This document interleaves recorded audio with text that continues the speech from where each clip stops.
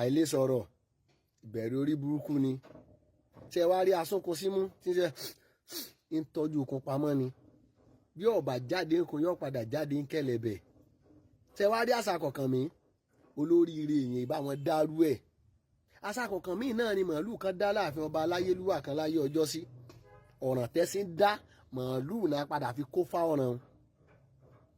torí kán mọ́ bá pa wá torí kán mọ́ jí wa gbé torí kán mọ́ bá nìkan kẹ́bí wa torí kán mọ́ bá rán wa lẹ́wọ̀n torí kán mọ́ bá dájọ́ kú fún wa torí kán mọ́ bá ní ẹ lọ assassinate ẹ pàdánù lọ́wọ́ á fà á àwárí yẹn kankan tó lè jáde lórí ìyà tí ń jẹ wá lọ́wọ́ báyìí lórílẹ̀‐èdè Nàìjíríà ráìsì ilé mi tán lánàá mo wá ní kán lọ ra ráìsì ike ọ̀dà 6,500 báàgì sìmẹ́ǹtì láàárọ̀ èmi gẹ́gẹ́ mọ́ra 6,500 pẹ̀lú ọ̀kadà tí ó gbé wọnú sáìtì. Aṣíwájú wa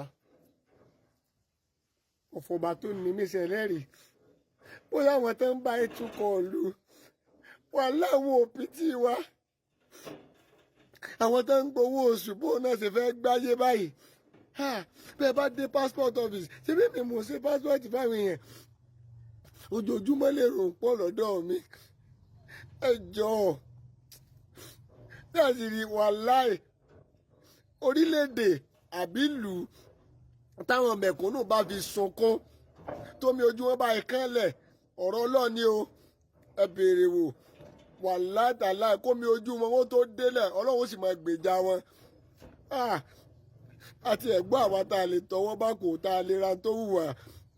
ẹrù táwọn kan gbogbo ohun tẹ́ ẹ bá wa sọ àárín nǹkan kan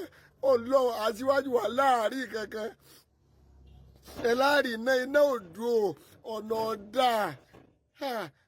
ilé ìfọpo tẹ́ ẹ láàrin kí lówó rẹ̀ wo orí epo gan tẹ́ ẹ yọ ẹ jọ kí lówó rẹ̀ wo orí epo tẹ́ ẹ yọ ń tẹ́ ẹ yọ náà ní ìsìntẹ́ láàfin rí àti December àti ẹfún àti January ẹ àárín nǹkan kan ọlọ́run àárín nǹkan kan ẹ sì rà túbọ̀ tán gbogbo àwọn tó ń ṣe gómìnà ìpínlẹ̀ wọn tí ìpínlẹ̀ wọn ò tòrò púpọ̀ ní wọn náà lọ wá sẹ́nétọ̀ púpọ̀ ní wọn náà lọ wá mínísítà ìlọsíwájú àti ìdàgbàsókè wo gan-an wá ló fi yàtọ̀ sáwọn àwọn tó ti ṣèjọba tẹ́lẹ̀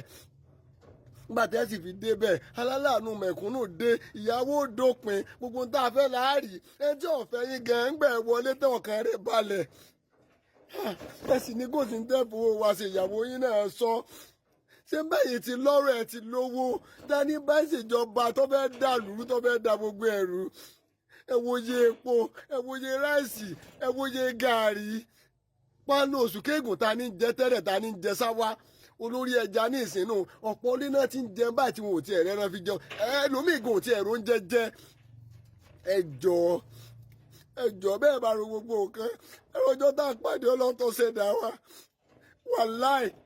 owó tí mò ń fáwọn èèyàn lójúmọ́ ó fọba tó ní mí sẹlẹ́rì láwọn ẹ̀ẹ́dẹ̀jọ́ torí ìtọ́ lọ́hùn ẹgbẹ́ ẹni listening ears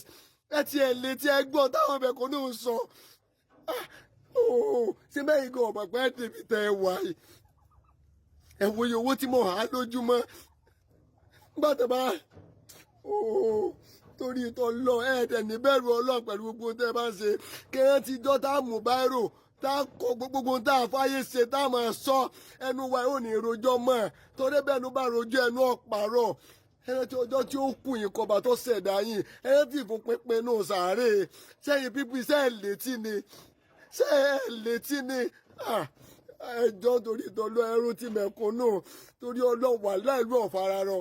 gbogbo tẹ́lẹ̀ sì wà láàrin kankan ọlọ́mọ fọlọ́n tó ṣẹ̀mí mi búra sí àárín kankan. Thank you for watching. If you're new to this channel, consider subscribing so you won't miss out any of our latest video. My name is Aki Anabi. I'm a video director and TV producer of Akomolowe on African Magic. Keep watching Drivetv. olólùfẹ́ Drivetv àti gbogbo ẹ̀yin tí Fẹ́mi Sola ẹ máa wo Drivetv. Keep watching Drivetv. My name is Wole Agba. Taking this time out to tell you all that you keep watching Drivetv. What drive ẹ̀wọ̀ ní ògo ẹ̀? What drive ẹ̀wọ̀ fulfilment? What drive ẹ̀wọ̀ bí tó bá lọ? Ó ní iṣẹ́ rẹ̀. Ibi ni kò máa wò Drivetv. Thank you. Kí ló wí? Drivetv, driving you around the world.